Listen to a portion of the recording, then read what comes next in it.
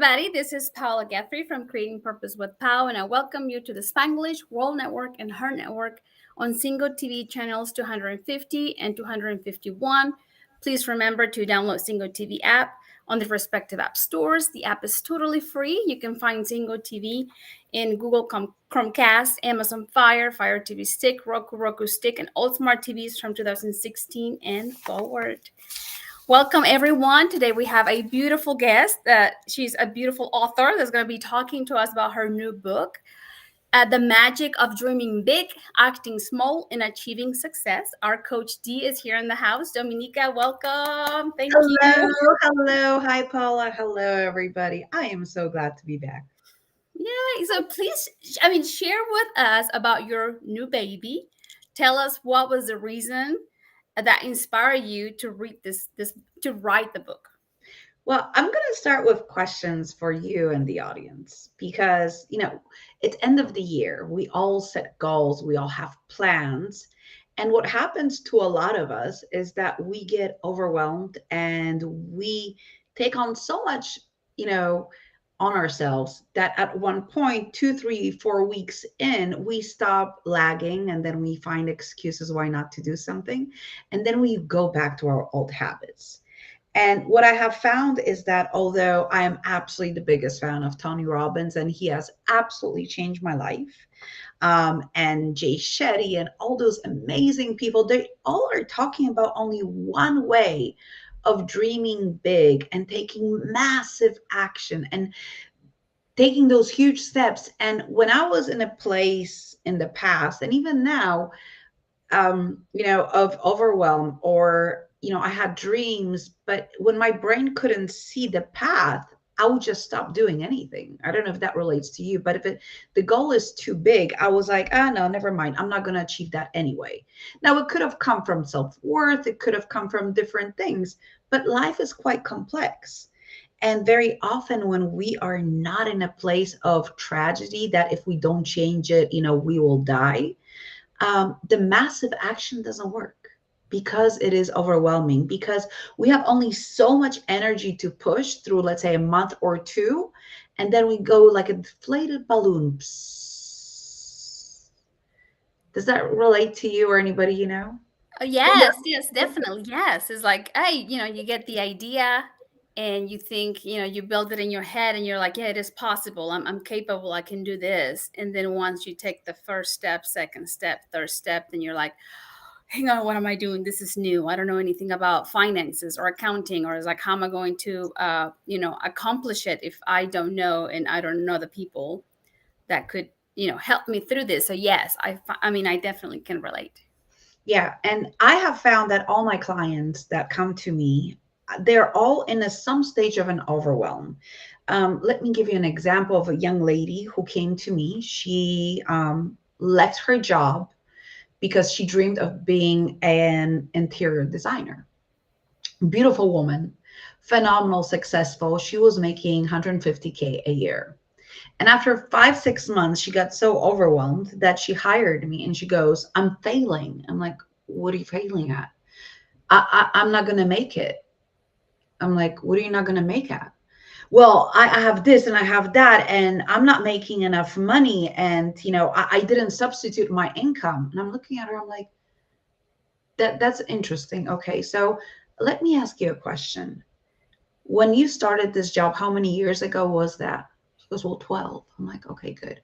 What was your first salary at that job? She goes, well, 35K. I'm like, fantastic. So it took you 12 years to get to 150K. Yeah. How long exactly have you been running your business? And she's like, 5 months. I'm like, So you won't in 5 months achieve 150K. And what took you 12 years to do in a regular job where you had people doing your marketing, doing your sales, doing your website, setting up appointments, supporting you in IT, supporting you in admin. And she's like, I did have all that. I'm like, you did have all that. And what happened with her, like with everybody else that I work with, and a lot of women, feminine energy really doesn't do well with massive action. what happened is that we create those goals that are just so huge, and then we assume that, you know, this period of time we're just going to take massive action, everything is going to work, and then we get overwhelmed, then we get discouraged, and then we quit.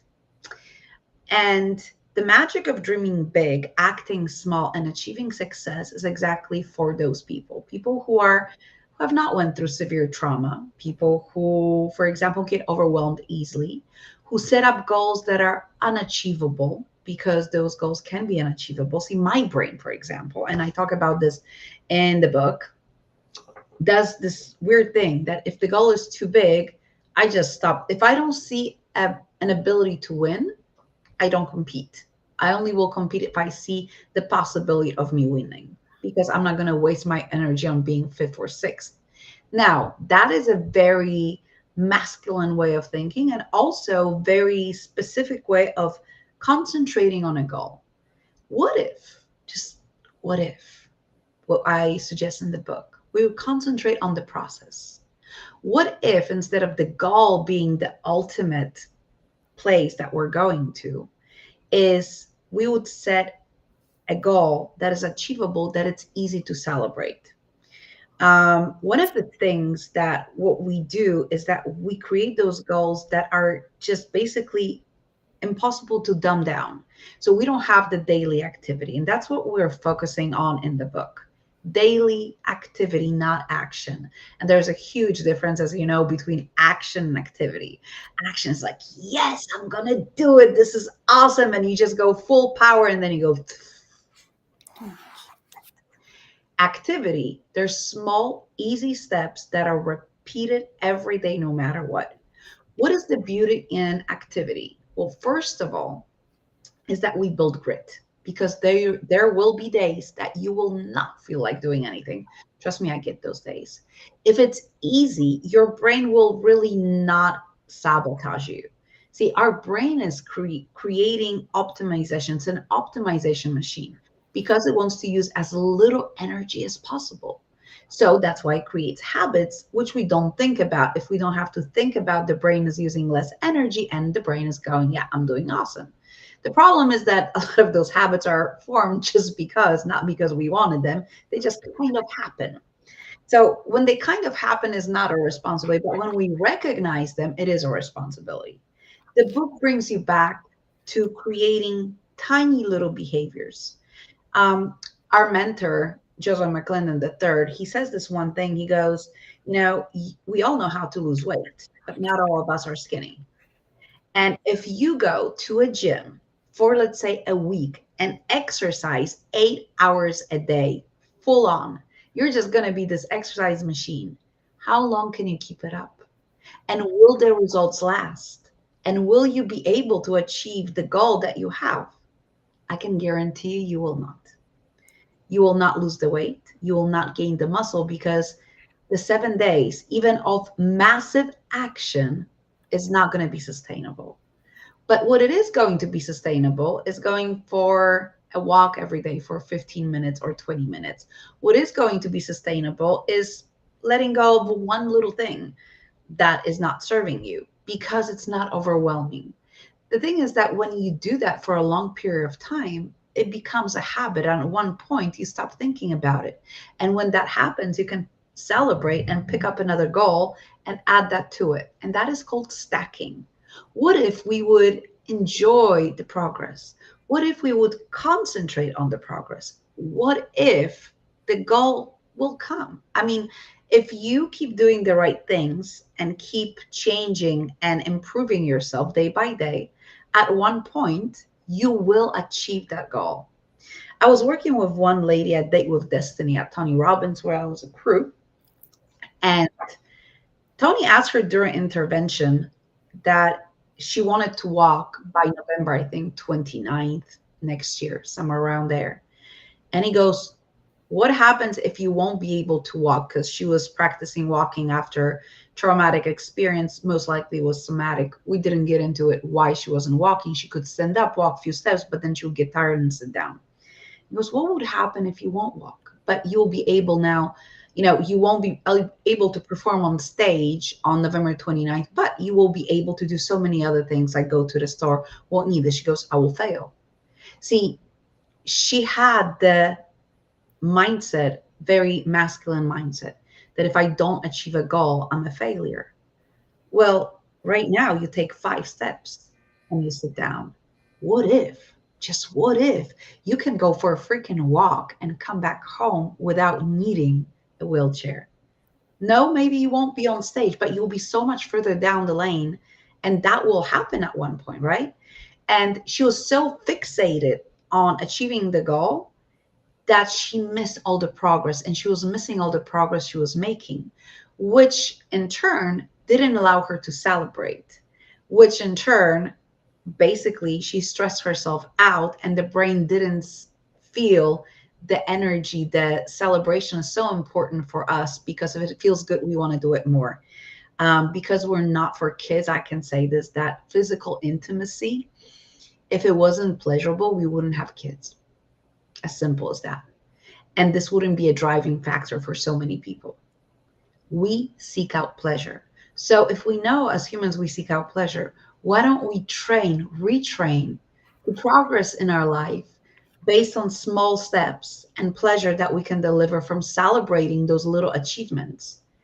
Because when you do that, cortisol level drops, you stop worrying, and you actually see your progress and you enjoy doing that. At one point, it's not a goal, it's something you just love doing, and things just start to happen.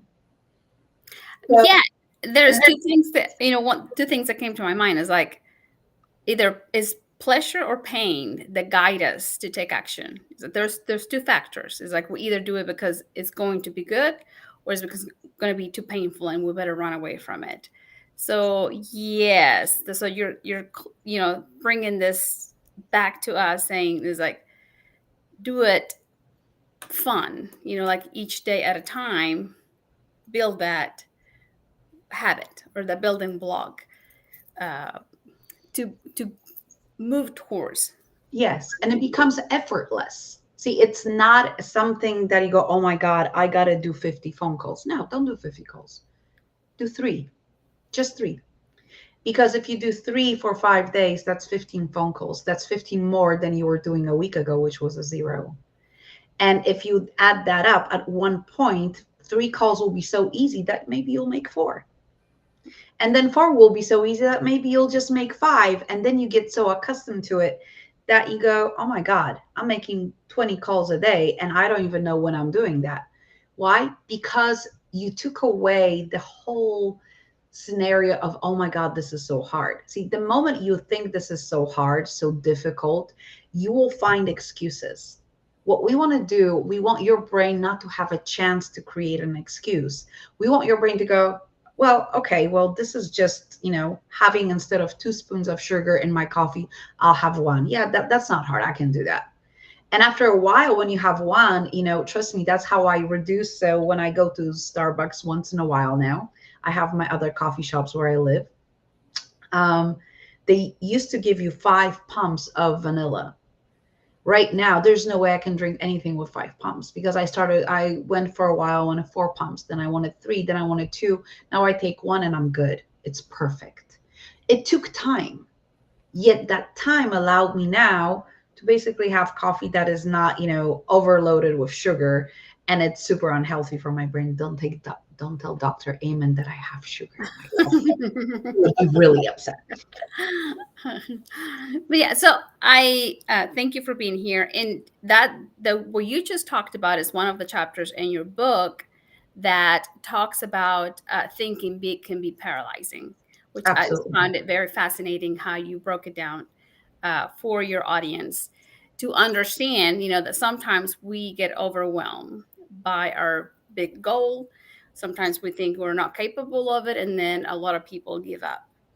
And without realizing that we're not training our mind, we're not training our brain to seek for those, pleasure moments as we're growing and building our goal, the however you call it. Like today, I'm guessing is your book. Your book started as, okay, I'm gonna, you had to start with the first chapter and then the second chapter and so on. And I bet you probably had times where you're like, forget it, I don't want to do this. So tell us about that. So that's actually a funny story. So I was saying I already have two books out in a different gender. And I love writing fantasy books. I used to write them under a pen name.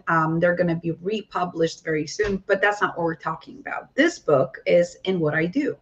It is in my philosophy, also how I coach. And I'm glad that it appeals to so many people because it's less stressful and it allows you maybe one day to get to the point where you burn your boats. But to the point, I was writing the book and I'm like, I'm never writing the book. And I am taking supplements from Dr. Amen. One of them is called Neuralink because I had a lot of things to learn, to memorize, and it helps to kind of activate your neural pathways, memorization. It's just supported. And just literally one day I woke up and like, oh my God, I got to write this. I literally sat down and 2 days later, this was done. And what happened? Well, this is exactly what's in the book too. See, what did I do? I went into my typical mindset or human mindset or how I was programmed. And I went, okay, what makes a good book? How many words does it have to have? So I went to Google and Google said 30,000 words. And I'm like, oh my God, I'm only at 10,000. That means this is going to be crap. And I stopped myself. I'm like, does longer mean better? Do I think I'm providing value in this book? Yes. Do I think the book can change somebody's life and make it easier? Yes. Am I talking about an overwhelm to people who get overwhelmed? Yes. So wouldn't 30,000 or 40 or 50 or 60,000 words overwhelm them because it's too big and too much? Maybe this is exactly how it's supposed to be because the book has plenty of exercises that will take you a while if you want to. This book will take you a month. Although the chapters are very tiny and small, and some of them have 6 pages, some of them have 7 pages, and that's it. But all of them have examples, practical things you can do. You can ask yourself. You have downloadable, you can have worksheets that you can download and work on things I'm talking about at your pace. And I was like, well, since I believe there is value in there. I mean, I can add fluff, no problem, but is it really fluff the thing that I want in that book? Or do I want this book to be cheap, accessible, and change people's lives? And I'm like, you know what? I don't care what Google says. Because if it's going to help, it really doesn't matter if it's the 64 pages. It doesn't. It matters that it brings value, that it has examples, that it has stories, that it has worksheets, and it has special discounts for other programs. So if somebody is in that stage with overwhelm and, always feels like they're failing at life, this is a perfect, quick, or slow read, depending how you're going to access it. Because you can read through it, in one day, absolutely. But if you want to really get to the bottom of this, you can do the exercises, take notes, get on the page, have a chat about it, look for solutions, because it's all about growth and you choose how you grow. And I decided that I'm not going to listen to what everybody says, because if even 2 people or 1 person gets the aha moment going, I can have a phenomenal life without doing a revolution in it. And I can enjoy my life with these simple techniques with neuron coding and brain coaching from Dr. Amen. If I can have all of that just because they read this, and maybe, they're starting their growth journey. Maybe the message of, burn your boats and revolutionize your life is not meeting them where they're at. This is the exact opposite. It shows a different pathway to achieve and to get where you want to go. So I said, well, I guess 64 pages or 67, I don't remember how many pages there are, is going to be just as amazing as 30,000 words. It's not going to be 100 pages. And I'm not going to create something extra just because Google says, just because society says. And I caught myself on thinking the way, we think when we're overwhelmed. Well, definitely this will not overwhelm you. No, definitely no. It was nice to read it. I enjoyed it with a cup of coffee, of course. And it was, I mean, I really enjoyed it. I think I read the first 5, 6 chapters straight. Straight. I took a break because you said take a break after each chapter so that we can marinate what I read. So I did that, but in one day I was, and so I enjoyed it. I enjoyed it, and I Um, recommend it to our beautiful audience because to me, in that point of my journey, it was a beautiful reminder of enjoy the process, enjoy the journey. Be grateful for it. You talk also about the magic of celebrating. Sometimes we forget to celebrate the small wins through the day, and like you said at the beginning, it's like we build by stacking, and if we learn to stack those good habits, those good celebrations, then most likely we're going to train our brain to seek for that pleasure of the day that's going to invite us to do those beautiful habits that'll take us to meet our goal or whatever means to our beautiful audience today. Success is different, for everyone. So yeah, and this came also about, I quote some studies, and there's a Stanford study saying, phenomenal study done on kids, but can be absolutely applied to adults. It was redone with adults as well, where they would praise kids for the outcome that was based on their personality, and then they would praise other group of kids for the process and the hard work they put in, and the little achievements didn't matter really if they passed the test or they didn't, but the work, the creativity, the trying, the effort, all of those things were praised, and it was not connected to their personality. What happened over a long period of time is people who were praised, the kids that became adults that were praised for the effort and trying and looking for a way and working and being persistent, became much more successful because they created the trait of being having grit, and also they were looking for more and more difficult projects because they were not associating that with their personality, who they are. It was fun to be learning new things and having more and more difficult things because the finding out the process became so enjoyable.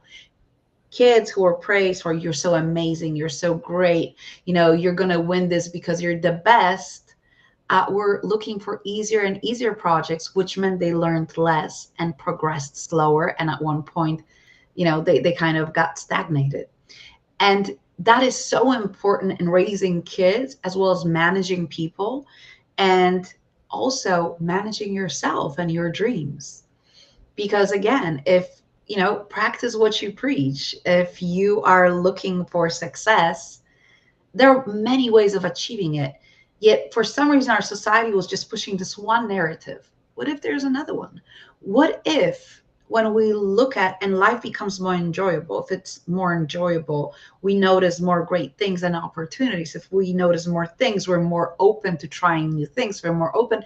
We start learning new qualities, succeed.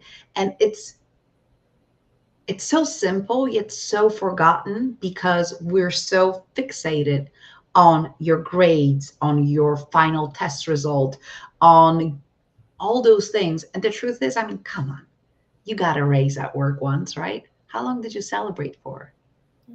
How long did it give you joy for? A week? Maybe 3 days? Probably. And then you got used to it, became your norm, it became your standard. And again, life went back to, I'm okay. Well, if you have every day something to celebrate and you see your progress and you're enjoying that, your life literally changes the quality of your life.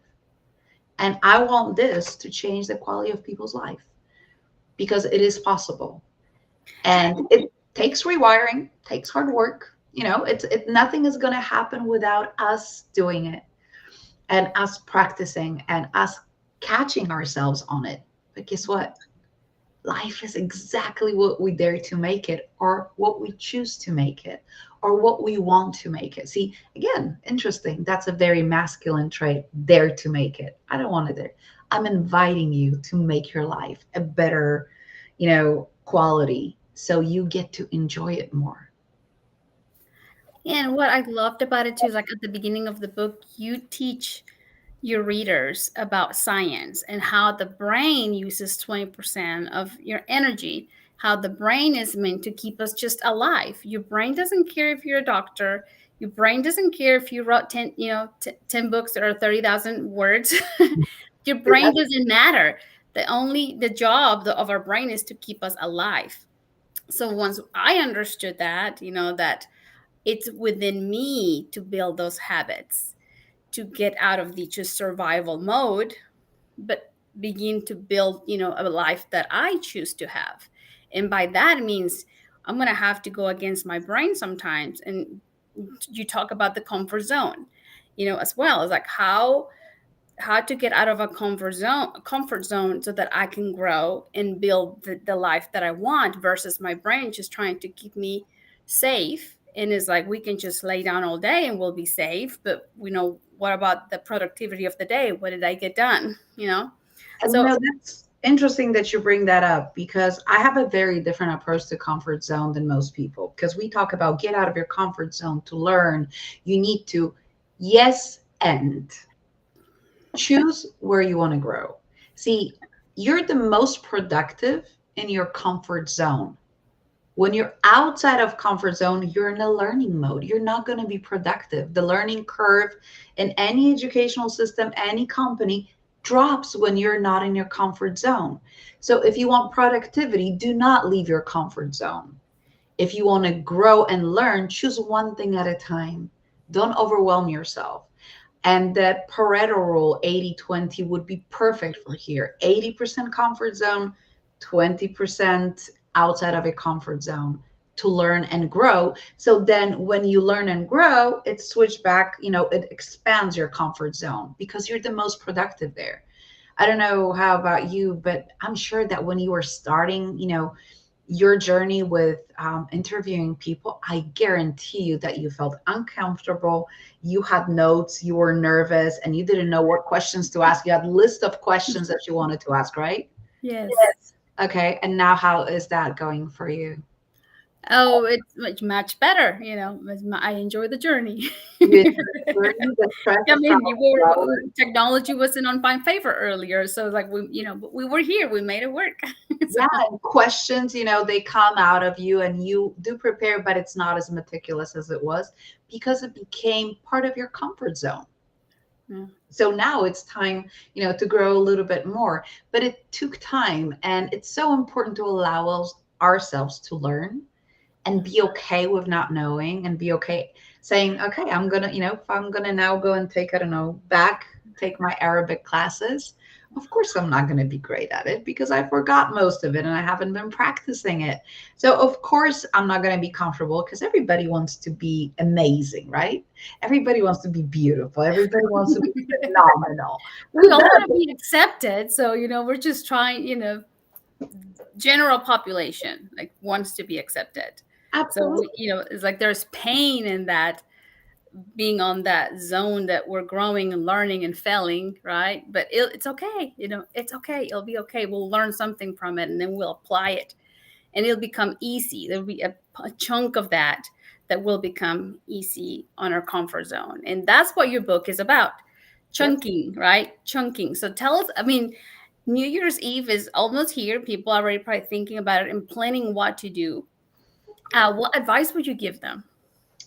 So I don't know if that will be an advice. I can tell you about how I set my goals, which is very different than what everybody else does. And I played around with it for a while based on Tony Robbins, G. Shetty, Mel Robbins, Les Brown, and all the big names that teach about goal setting. And everybody basically teaches the same thing. And I was, again, being me. I'm like, I don't know. It's not it. I like the feminine flow. I like the being part. So I took parts and bits from different people. And one of the things I do first, I first go through, when I do my goal setting, through all of my achievements, little and big ones, that somebody complimented me, that I've managed to, write the book, or I've managed to, never be late, whatever it is. I write those down during the year. So I'm already in a state of celebration that I can rock this. I can be amazing and fantastic. So that's the first thing. I always choose a place that is beautiful to the eyes. I love beautiful views. It's my thing. So this year I'm going to be in California. I'm flying out to see my friends, and I'm going to be sitting by a Pacific Ocean with a cup of coffee, and I'm going to be doing my goal setting so I can have the view and the sound and the smell and everything else. I enjoy that. And And coffee shops. She yeah, loves coffee shops. he does. He does. Huh. Especially with a view. So if anybody wants to invite me, Yeah. coffee shop or a place with a view. Anyway, so what I do next is I write down all of my goals, all big and small, huge and tiny. I don't know, I want to have blue nails, whatever it is, everything. It becomes a freaking long list in all areas of my life: financial, relationships, business, health, wellness, all of that. And then I look at that list and I pick one, and there are two rules. It's non-negotiable, and two, it's achievable. One goal like this, and then I choose two other goals that are the easiest to achieve ever. Like the simplest thing, like I'm going to make myself breakfast 3 times a week for first month. Whatever it is, this something that does not require any effort. Why? Because I want to celebrate. I want to feel great about what I'm doing. Well, after I choose those three, I do not throw away all the old goals. I keep them in so-called bucket of goals because I will use them later. Next, what I do, I chunk them down. So I create 3 easy activities, not actions, the simplest ones to achieve those goals. It can be, get up every day. I get up at 7:30, so I'll be getting up at 7:15. Something very easy that it's very easy to achieve, which will stack and at the end bring result. So then I write them down and I have them on a little piece of paper, always with me, on my phone, on a picture. And when I start the day, I try to do very short meditation, stretch, and then I read them so I can direct my attention to where I'm going. Well, that's not it. I also visualize the final result and I let it go. And that's the most difficult thing that I've learned a while back. So sometimes when you're pursuing something, when men chase, that's usually not a good thing. We want to be pursued, not chased. If I'm being chased, I'm running away. And the same with chasing dreams, chasing goals. We don't want to chase them. We want to pursue them. And what I do, I visualize and I imagine how it feels already having that. And I just let it go. I enjoy the visualization. There's music, I put on different in my head clothes or sounds, taste, all the parts of my body get involved in it. And I do take from Tony Robbins, then I go and I read them out loud, walking around so I can get in my body, but not for hours, not for 5 days, running. No, no, no, just walking, enjoying, and taking it in.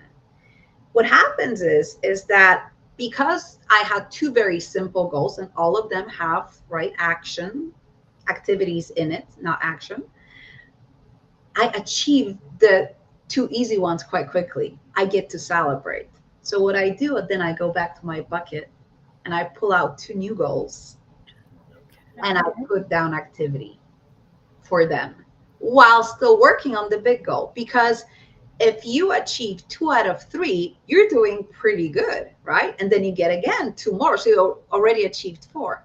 What happens is it gives me the feeling of, oh my God, I'm doing so great, that the more challenging, non-negotiable possible goal, please make sure it's doable. If you're making $500 a month and you decide you're going to make $6 million a month, please don't set that as a goal. That's miracles do happen, but probability of that is slim. So then working towards the bigger goal becomes just something enjoyable because while I'm working on it, there's so many things I'm achieving. And that's how I create my goals list. And I've learned that if I overestimate, if I if my brain doesn't believe, because as you said, your brain will always prove you right. If my brain doesn't believe this is doable, I have to make the goal smaller. There's still the big one, the big dream, but it's not the big vision. It's a big dream. So the visions are smaller and they're achievable. So when somebody goes, reach for the stars, my brain does not see how I can get to the stars, but my brain can see how I can go to the top of the mountain. And from the mountain, when I'm there, I can see the stratosphere. I'm like, well, that's not very far. So next time when I'm at the mountain, I'm going to go for a stratosphere. And when I'm at the stratosphere, I'm like, well, the moon is not very far, right? So let's go to the moon. And then when I'm at the moon, I'm like, well, I'm actually around the stars. So which one do I want? So instead of going, I'm going to go for the stars, I'm going to go for the still difficult, right? Yet very achievable, and my brain can see a path how I can get there. And that's the different way of setting goals, which is much more feminine, much more flowy, and much more joyful, because it allows you to celebrate constantly the little things you achieve, and it teaches you enjoying the process while achieving the bigger goals. I love it. I love it. And I wrote it down because I think I'm going to adopt that this year and do a bucket of, of goals and Yeah, then just dump them in there. And yeah, I'll try that. We'll be talking, you and I, about this. I'm glad. There's so many ways, and there's so many ways we can try. These ways I have found after practicing different things work for me. And this bucket actually came as an idea a few years back when I set the goals. I was after a training, I had my activities and everything, and 4 months in, I called my coach and I'm like, I achieved everything. What's next? And he goes, well, what do you mean, what next? I'm like, I have everything I set for this year, and I'm 4 months in. What do I do? He goes, well, pick another goal. And I realized that I didn't have those other goals because I was so concentrated. I threw them away. So I had to go through the whole process again. So then I've learned my lesson, and I literally keep them. And when I check them off, I go, okay, which one is from the easy ones, right? If you achieve the big goal, then you substitute the big goal with another big goal that's achievable. And life is so much more enjoyable, and it allows you to retrain to concentrate on success and on the things that are doing great. If your kid has problem getting up to school, and then out of the blue he gets up 2 days in a row for school on time, what do? Do you celebrate the 2 days, or do you go, see, and another 3 days he couldn't get up? See, most of us will concentrate on those 3 days, not on those 2 days that they achieved. So we're not creating not the positivity, but the reinforcement on the brain. So the brain goes, oh my God, that felt good. I want to feel like that again. So then you can set a goal. Okay, let's do it for a month. Let's get up on time for just 2 days a week. Can you do that? Because they already did it, they go, yeah, I can do that. And after they did it for a month, you can go, you know what? How about we add another day? Right? So you again stack, because rewiring, changing behavior takes time, because we were doing these behaviors our whole lives, not consciously. We were just doing them on autopilot. And when people say proximity is power, proximity is programming. If you go to a church, this is your proximity. This is who you will become. If you have people who are business people, this is your proximity. This is the programming you will receive, the way of thinking. If your parents are walking around depressed and complaining all the time, this is the proximity. You will be receiving that into your nervous system as a norm, and you will reinforce that and act like this and look for that because it's something you know. So proximity is not only power, it is your identity and who you become. So choose your environment wisely. Yes. Thank you so much for being here and sharing your knowledge and this beautiful experience of sharing your baby with us today. Please let us know where our audience can find you. Where can they buy the book? Okay, well, the book this is the test print. You can find it on Kindle and Amazon. It is now on pre-order on Kindle, and it's coming out on the 10th of January. So that's my baby, and I'm super excited about it. I hope you guys will find loads of value in it. I believe it's priced at $497 or something like that. So no excuses, that you cannot afford it. And then you can find me always everywhere under Your Brain Coach D. Feel free to find me on Facebook, on my page, on Instagram, on LinkedIn. Everywhere you go, you can find me either under my name, Dominika Staniewicz, or Your Brain Coach D. Easy to find. I'm here to serve you and support you. I'm so excited I got to tell you about this before end of year. I hope you found loads of value. Oh, thank you so much. Thank you all for being here today and listening to this beautiful conversation. This show can also be heard on Spanglish Radio Network. Please check out SpanglishWorld.ca for all news and programming. Spanglish World.